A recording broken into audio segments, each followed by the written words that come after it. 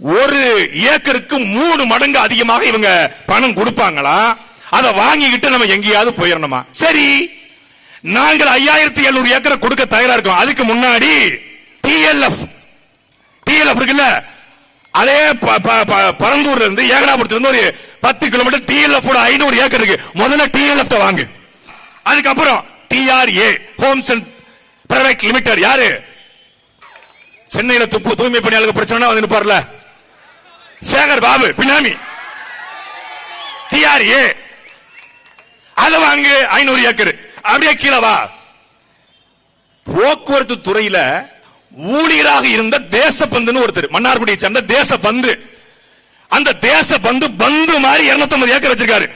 தேசபந்துடைய மகன் ஹரிஷ்குமார் பேர்ல எந்த ஊர்ல டேட்டாவோட வந்திருக்கோம்ல, புள்ளலூர் கிராமம், பரந்தூர் பக்கத்துல ஏகனாபுரம் பக்கத்துல புள்ளலூர் கிராமத்துல 250 ஏக்கர். எப்ப வாங்கினது?